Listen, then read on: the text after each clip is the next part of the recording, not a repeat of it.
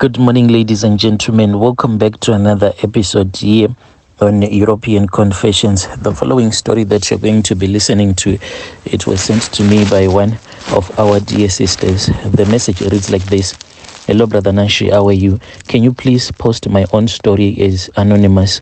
I am a woman who comes from Zim, but I am not an original Shona speaking, so please correct whenever I would have made a mistake.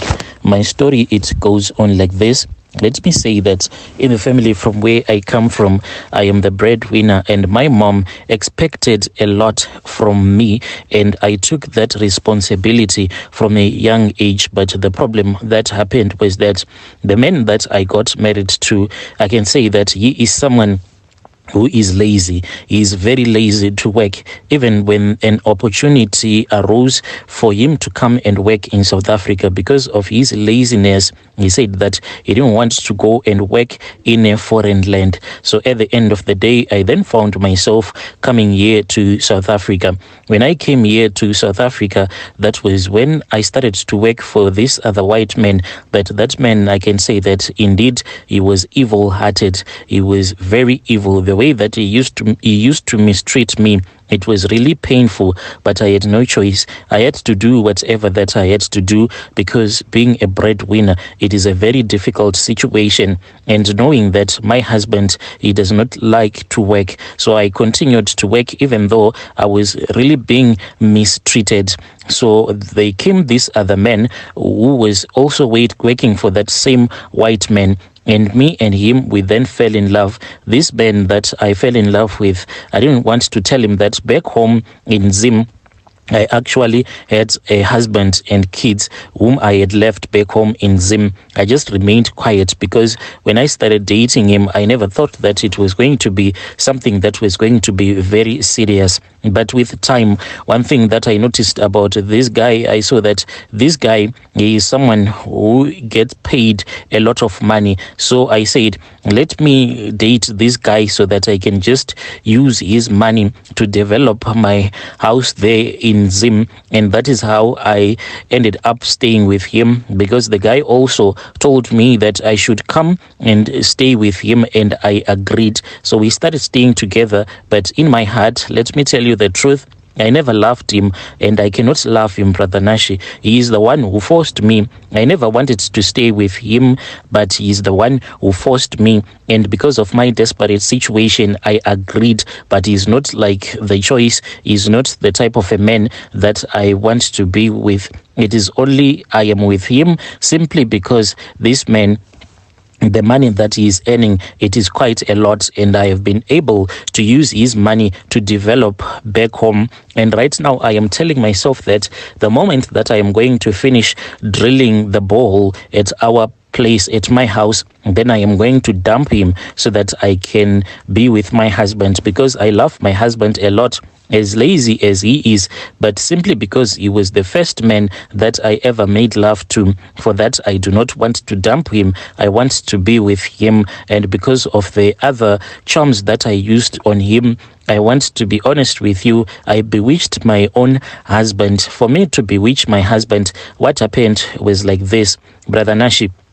Me and my mother's older sister, we spoke, and I told my mother's older sister that here in South Africa, there was someone that I was actually dating, but at the same time, I didn't want my husband to dump me if he was going to find out that I am actually cheating on him. So my mother's sister, when I was back home in Zim, she called me to her house. Then I went to her house. When I went to her house, she is a white garment prophet. She then gave me some prayers, and she said, these prayers that I have given you, I want you to place these stones in your bathing water.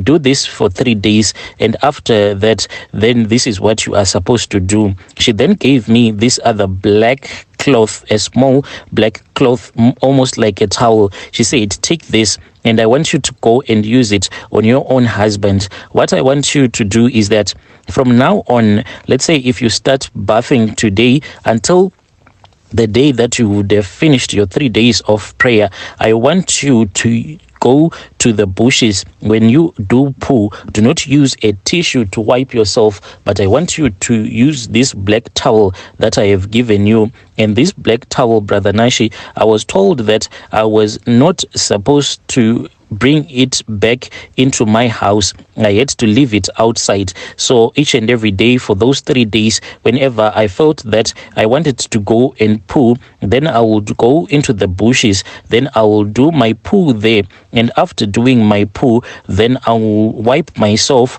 using that black cloth that my mother's elder sister had given to me for 3 days. This is what I did. So on the 3rd day, what she told me to do was that I was supposed to bring it inside and I was not supposed to wash it. I was supposed to wait for my husband to fall asleep.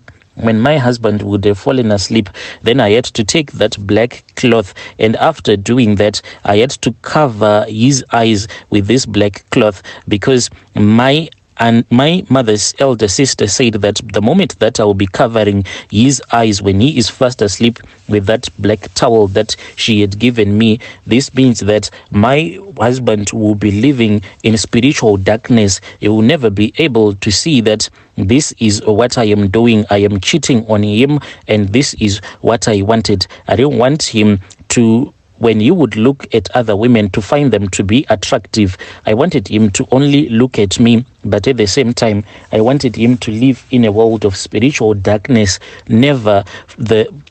And I didn't want him to ever find out that I was actually cheating on him with another man here in South Africa. And that was not enough. My mother's elder sister, she then gave me more charms. These charms were to make his manhood never to have an erection ever again in his life. Even when I am with him in Zim, I just make love to him because I feel sorry for him, but his manhood will never go erect again because of those charms. So after I had covered his face with that black cloth, the one that I used to wipe my back area with whenever I would have done my poo, I then went on top of him and I started to ride him. I made love to him until he had woken up, and we continued making love.